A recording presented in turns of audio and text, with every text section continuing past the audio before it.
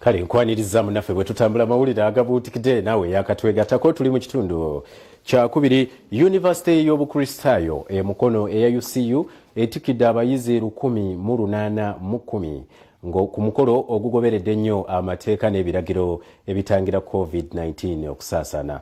Omukolo gukulembeddwamu Ssaabalabirizi w'ekkanisa ya Uganda Dr. Samuel Stephen Kazimba Mugalu nga ge matikkira agasookedde ddala okukulemberamu nga chansala wa university eno. Ssaabalabirizi Dr. Stephen Kazimba Mugalu akulembedde amatikkira ga UCU agasookedde ddala okuva lyatuuzibwa nga chansala owokuna. Abayizi abatikkiddwa bali 1,810 nga amatikkira gano ag'omulundi gwa 21 ng'abadde kutabira UCU kule mukono obutafaananako nga bulijjo abayizi babadde balubato nnyo n'abazadde abakkiriziddwa nga basigadde bagoberedde ku mitimbagano nga basinzira ewaabwe.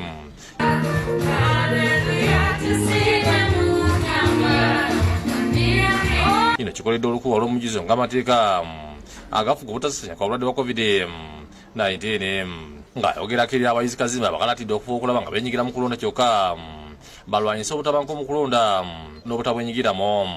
Era wabaawo ebintu byonna ng'olitamatidde mu kintu waliwo amakubo agayitwamu okufuna ekiruubirirwa. Era mpuliriza n'abavubuka bonna n'abantu ba Katonda toyonoonanga kiriba kikyo badde onyiiza otya n'oyokya mipiira n'okuba amalwaliro n'okuba dormitory. Yali omumyuka wa chancellor Dr. John Sinyi abadde omugenyi omukulu ng'ono akubiriza abayizi okuuma emirembe mu kulonda. Every UCU graduate or student should be an advocate for peace. Abayizi abasukulumye ku bannaabwe n'obubonero obusinga okubeera waggulu amyuka chancellor associate professor Aaron Mushengizi abawadde engule ezibasiima. Badde nina bingi byakukola especially ndidi mu Kalulu nesimbyeko ku ntebe ya Women MP Toroko District. Kati Lucy mbeera nga ndina binsikasika bingi naye nga Mukama ampadde ekisa. Kulira bulungi okutuuka ku nafunye first class ate nga erinzibu nnyo okufuna. Ebyo nga bityo abaliko obulembe ennyamidde abantu abasusse okutyobola eddembe lyabwe kw'ossa n'okubasosola. Ne bwankubadde nga wavaako okugula omukono oba tolaba oba towulira obulamu bwo bukyali bwa mugaso nnyo eri eggwanga ate okyasobola okubaako by'okolera eggwanga. Muhammad Kimbo gwakulira ekibiina ekirabirira abaliko obulema ekya Silent World Foundation yagamba nti ebintu ng'amagolo obumu obubantu obuyamba ku batabanyizi b'okuwulira biri ku bbeeyi ya waggulu nga kino kibasomozaayo naddala eri abantu obuvunaampola.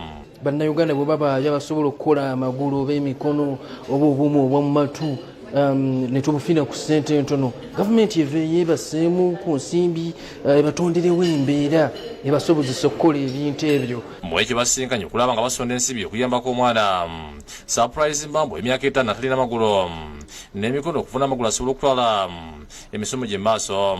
Nkuna ankuhaba okuba okazala omwana mulema hata nanye nimpula omutima negukoraki ndigunsasa. Ensinkane nebadde kootera African Gold basize keeki ng'akabonero ak'okusanyukira awamu. Henry Nsubuga ne Josephine Lukse bakusakidde eggulu eno lwa Bukedde TV. Ate omulungamya w'ebyobufuzi mu gye lya UPDF Major General Henry Masiko alabudde abantu obutagezaako kwenyigira mu bikolwa ebitabangula emirembe gy'eggwanga lino. Abyogedde asisinkanye bannamawulire ku kitebe kyabwe wali Kawempe. Amagye gategeeza nga betagenda kuttiramu nti nakuliisa n'ageza okutabangula emirembe mu kulonda okw'omwaka ogujja. Omulungamya w'ebyobufuzi mu UPDF Major General Henry Masiko ategeeza nti yoyina alinjikira mu bikolwa bino wakukifuba ng'akiza munda. What we were seeing, it was an emerging insurrection. For us in military terms, we differentiate. You can have peaceful demonstration with all the banners and so on, and we have rules of engagement. How do we relate to you when you do that? Because people hold you, you can't have the army coming in. But when people go beyond and engage in acts which look like war acts, like when you obstruct Major General Masika byogera sigabana muli bategereza ngo buli buvunaanyizibwa bwo okukuuma emirembe nga siba kutunda bbali nga balaba ensonga 10 zibalayira omuli okuleeta obumu demokulasi n'ebirala bijolongwa. We shall not tell everybody that you remain loyal, but in your heart, since you took the oath, they have that for them, they are bound by that oath. Ku nsonga y'abantu bakuba amasasi mu bwegungo, obuzibu bwawategeeza nti abeekalakasi basaba embeera era ng'obunkenke mu ggwanga. Abamenyi b'amateeka baalumba Kampala, abantu ne batandika kutibwa, ababbi ne batandika kumenya mayumba ekiro. Mu Kampala baasanyuka nnyo bulungi, era be baali batuduumira oluusi nga mukube ku nyama.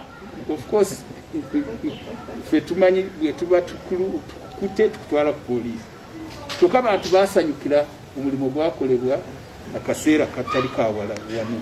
Ategeeza nti abamagye nabo bakweta mu kulonda abakulembeze babe kuba nabo balina eddembe nga bannayuganda abala mu kusuula akalulu. Amagye ekyokusooka nabo balina obugabe bwabwe, balina eddembe lyabwe okulonda, kyokka tebalondera munda mu barakisi. Josephine Lunkuse yakusakidde Glen ku Lwabukere TV.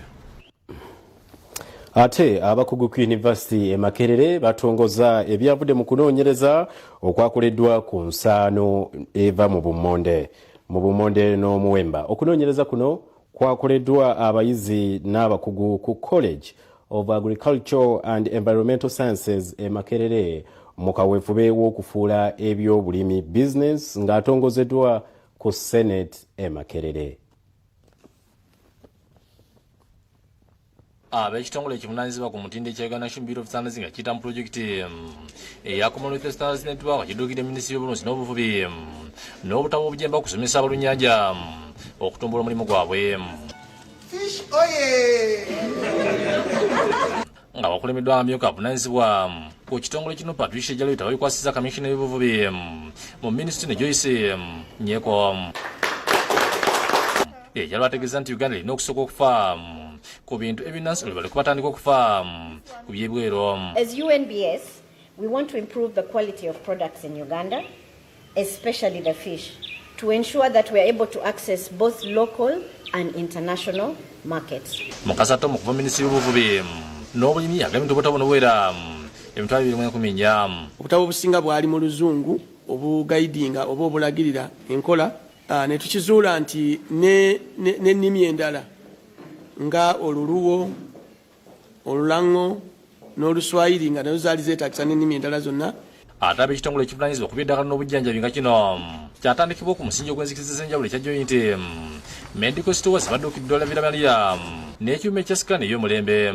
Bw'abadde abakwasa ettu lino akulira ekitongole kino Bidad Baguma ategeeza nti ekyuma kino kyakuyambako okwongera obuweereza mu by'obulamu.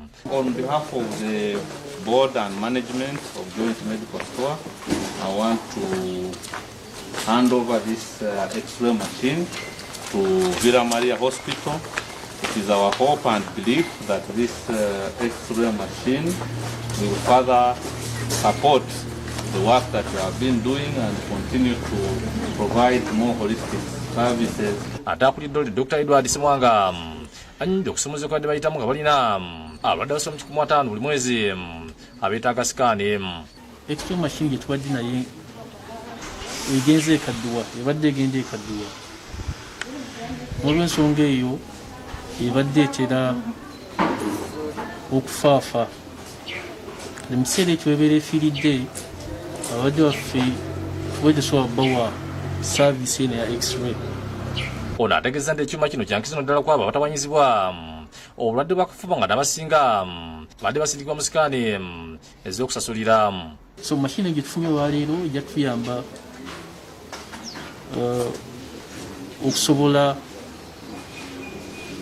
okuwa saavisi eno ya X-ray eri abalwadde baffe obudde bwonna bwabatuukidde wano waffe Viramalya. Godfrey Sempija ne Jacinta Bwanike bakusakidde eggulu eno Lwabukere TV.